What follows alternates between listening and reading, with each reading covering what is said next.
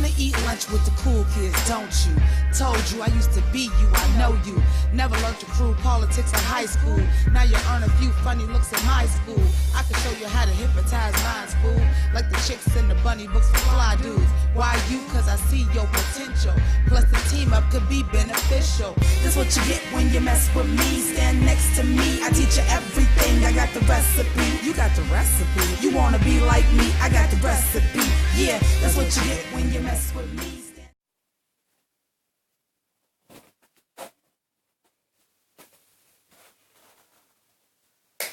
What up, pink ladies, T-birds, just happen to be watchers of my shit, river vixens and bulldogs. My name is Jimmi Pynk, and I am here to review Season 1, Episode 6 of Riverdale. And I don't know how I feel about this episode yet. I had a whole totally different, not totally different, but I had planned on wearing something completely different. And as y'all may or may not know, if you've watched the other two videos that came out today, I don't feel well. I was not feeling like going through the process of combing and brushing my hair and gelling it up and putting it in a ponytail to put my crown on. And quite honestly, I think I got the wrong outfit on today. That's the only thing about the outfit's kind of already being pre-planned out for me, because I probably should have had on a Josie and the Pussycat look. And according to the preview for next episode, I probably should have did my Jughead illusion next week. But whatever, what have you. The look goes as follows. I found these from Mardi Gras, and I was like, they're like Jughead's head. So I was like flipping out, and I loved it. So we got a whole silver glitter thing going. The earrings are silver glitter. The shoes are silver glitter. And then I thought I was going to wear like, make it like real femme at the bottom, but I just got on black leather leggings. So there's that for you. So we met Polly this episode. Now, I know I said something was going to come about the Romeo and Juliet thing or whatever, what have you. But, is anybody surprised that she was locked up in a home for unwed mamas? Anybody surprised?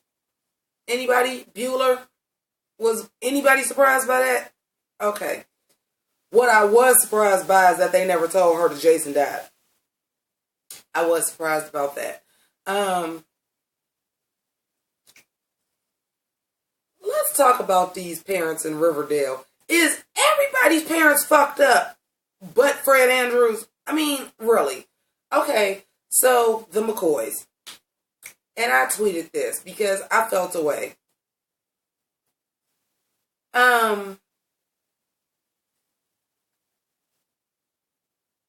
At first I was like, okay, Josie's mom is doing this kind of, you need to be on brand and get somebody pretty and thin, but not pretty and thin as you. And don't fuck this up because your dad is coming into town and he'll find some kind of way to blame it on me. And I'm like, okay, douchebag.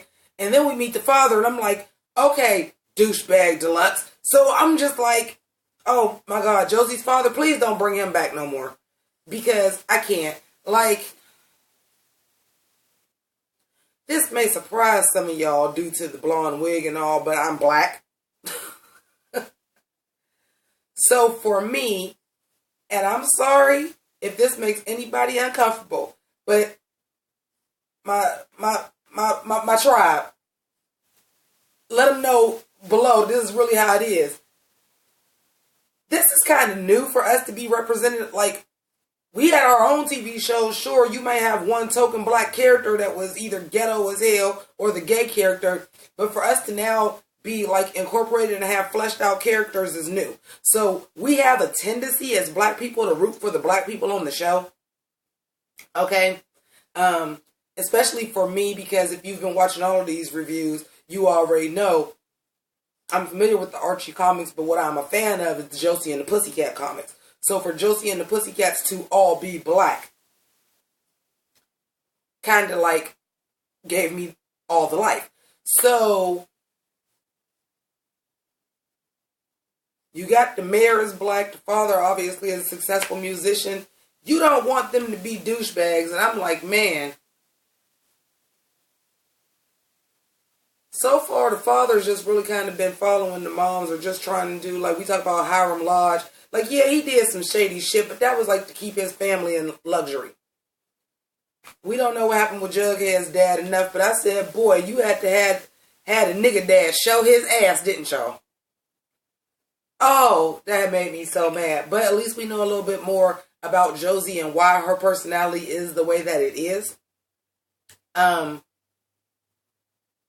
Especially when, like, her father was, like, all kind of dismissing her, and pop music ain't nothing, and oh, Val quit, that's too bad because she was the only person that gave y'all credibility. I'm just like, oh, you are a fucking douche.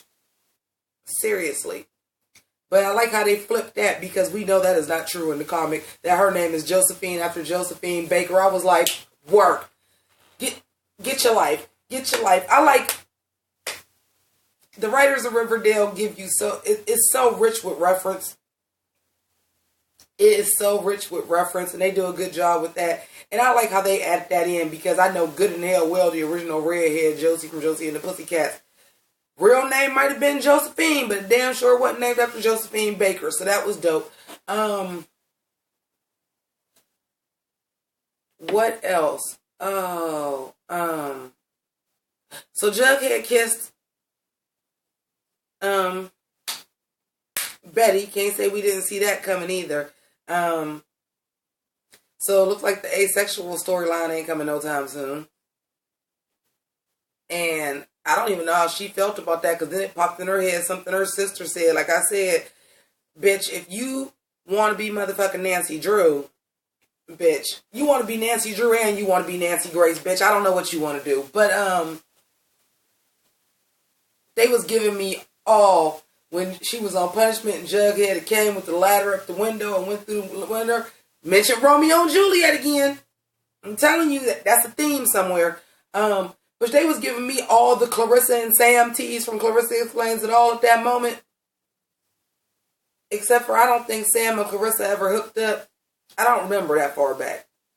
I kind of always wanted them to, but I don't remember that far back. But that was giving me all the Clarissa Explains It All teas. And the way that this show is working, especially since they're talking about bringing in Sabrina the Teenage Witch, who was played by Melissa Joan Hart, who played Clarissa Explains It All. I don't think that was by accident that they gave us that little Clarissa and Sam tease. I really, really don't. It was a lot introduced into the episode, but I still feel like this was more of a filler episode than anything.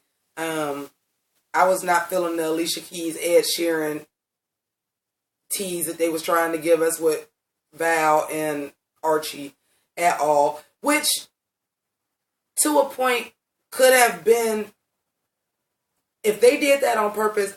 Like, it's so hard because it's a CW show that I underestimate these teen dramas a lot of times. Like, they couldn't have did that on purpose, but maybe they did. Like, all right, y'all sound all right together and it's cool, but y'all don't. It's all right, but y'all ain't sounding that hot together. And then I still don't understand truth. First of all, let's start with this. Does anybody remember the first time we met Josie in episode 1, and Archie came in there and they was like, we don't do covers? Bitch, y'all done did like 4 this season. Y'all done did like 4 covers. I don't know what this Donna Summer disco shit was going on. I don't know if that was any kind of reference to the cartoon. I don't remember them ever doing covers on the cartoon either. But I will say this, what snatched the motherfucking wig, bitch, was when they came out on stage and they had on the original Josie and the Pussycats uniform from the fucking comic. I lost my shit. I'm like, yes, come through, bodysuit. And then Kevin Keller came out when they got done and was like, thank you, give it up for Josie and the Pussycats, long tails and ears for cats. I said, Come through, original comic. Come through. Oh, that made my fucking day, but that performance didn't. I don't know why they did that song. Like, if y'all was going to have them redo something, and then y'all did the throwback with the original costume, I feel like they might as well just did Josie and the Pussycat theme song for all that. But, anyway, that was too cute. I was living because you know what? We never had a Josie and the Pussycat centric episode. This was mostly a Josie and the Pussycat episode.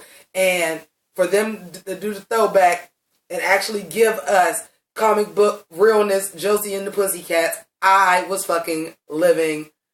My edges was snatched just a little bit.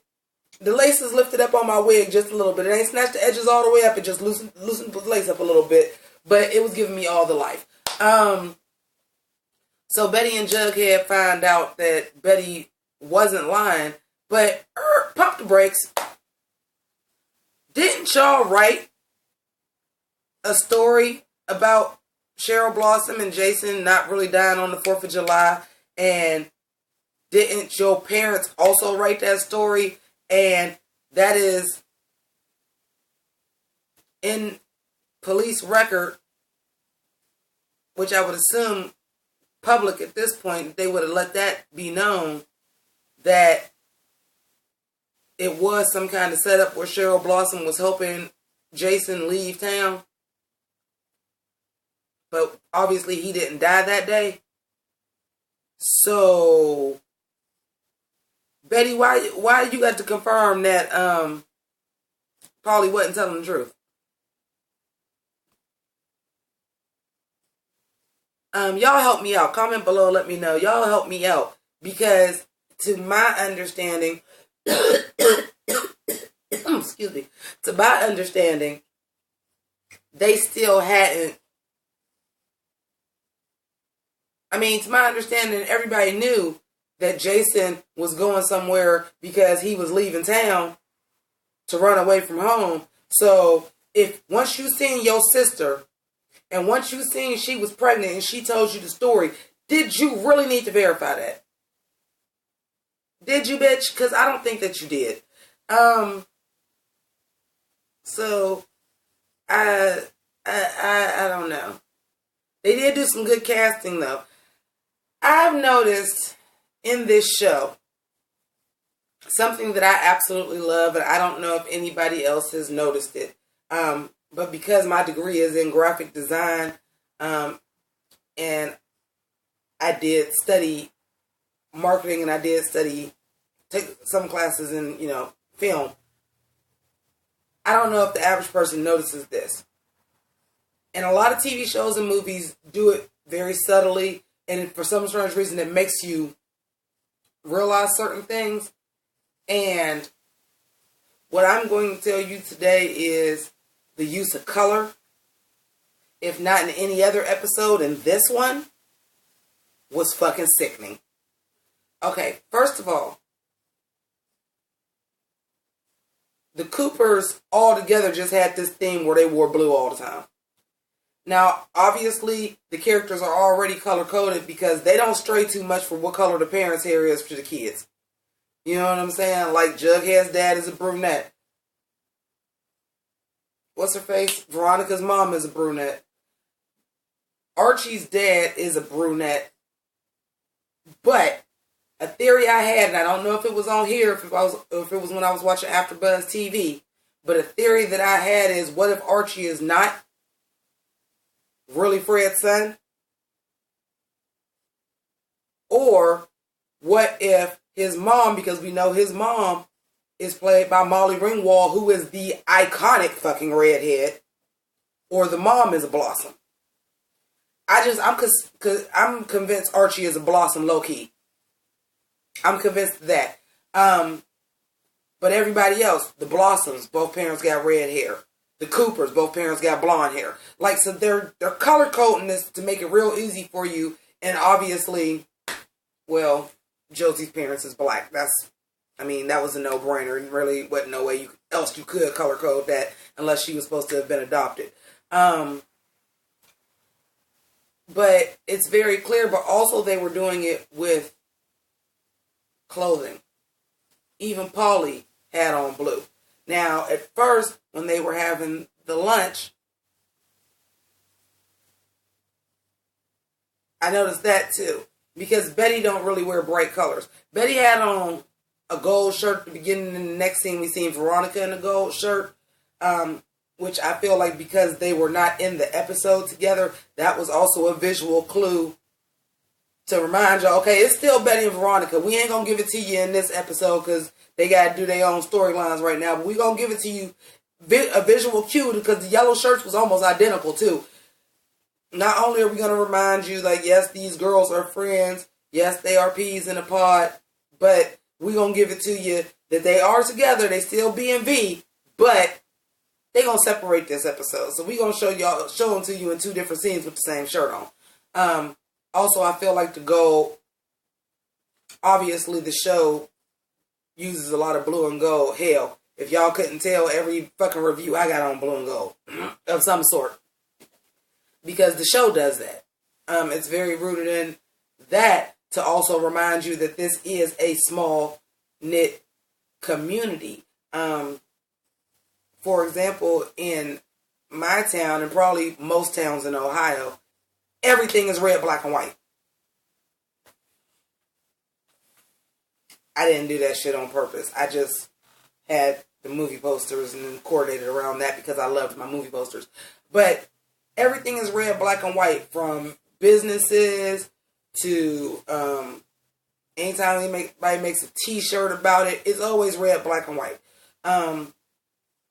And that's the same way Riverdale is. You see a recurring theme of blue and gold a lot. In the characters' wardrobes, especially. But other things that you do see, let me put you on the game real quick. I made a joke when I first found out all the Josie and the Pussycats were black. And I said they was Josie and the Black Panthers. But do you ever notice that they always have something on black? Always got on something black all the time. And a lot of times it's black leather. And the one time that Valerie didn't have it on was when she left the group. And she was working with Archie. These are all visual cues this show is so good at doing that are small that you might not catch them. But they're showing you who is in what clique and who is included with who very subtly. Another example is Jughead. Jughead at first was a loner, so he wore a lot of dark clothing. You see in this episode his clothing lightened up a little bit because he fell in Betty, and Betty only wears light clothes. So these are all visual cues that they are like giving you. It's kind of dope, just like Cheryl Blossom always has on red. And I feel like red is also a Blossom family color. That, you know, they give us hints with a lot of red with the blossoms. When Polly went to go see her sister again after she found out that Jason died, she pregnant with a blossom and she had on a red sweater. Still had on her blue dress, but had on a red sweater. Like the shit, I'm telling you, the shit's fucking phenomenal. But as far as the episode, the storyline, it's alright. Seeing Veronica with the Pussycats, I'm like, keep that, say that, don't do that shit no more.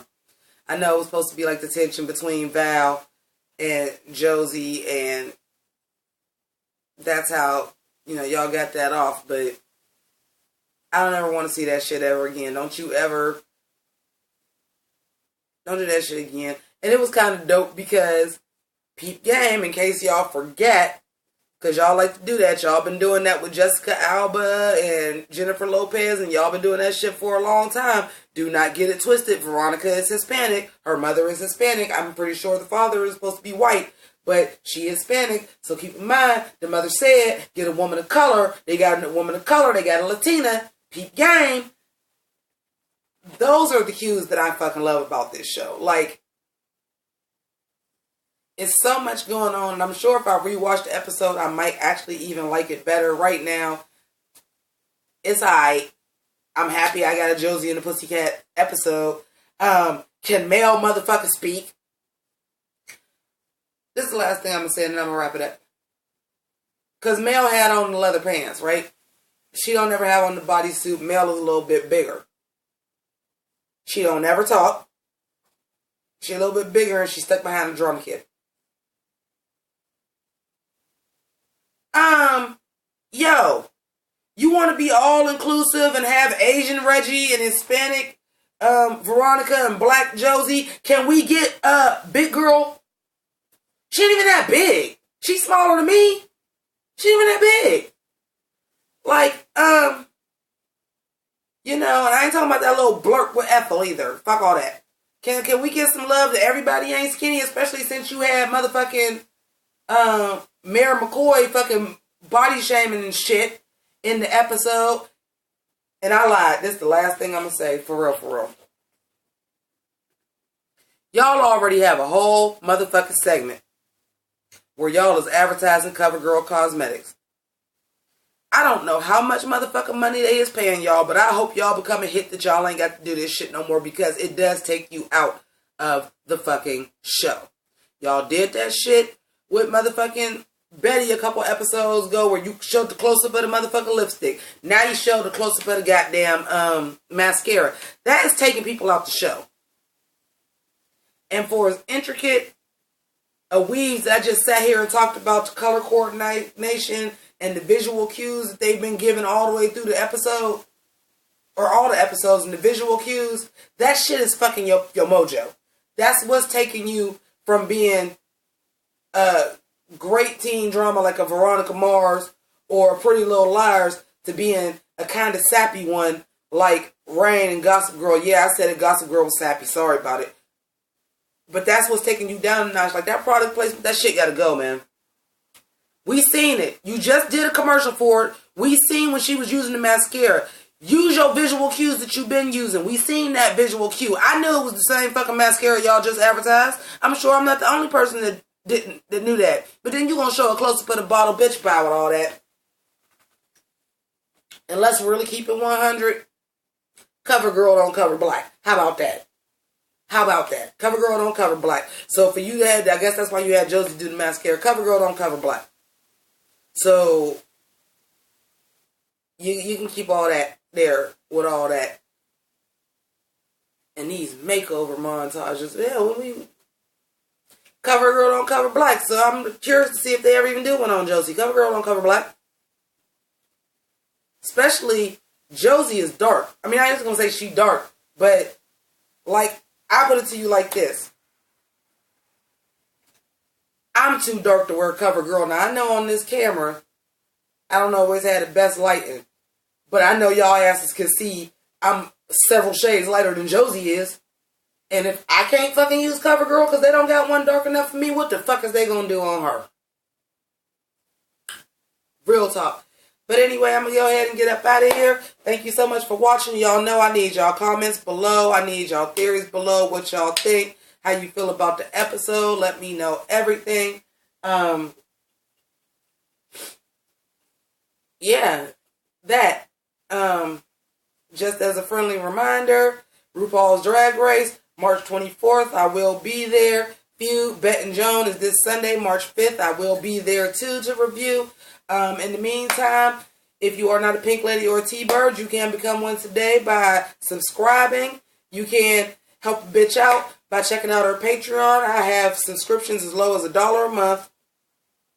Help a bitch out so that I can do more videos and have time and update them and make them look better. And check out my other Riverdale reviews. Or my series, Yes Witch, who is only on the second episode. But speaking of Sabrina the Teenage Witch, we're going to do her eventually.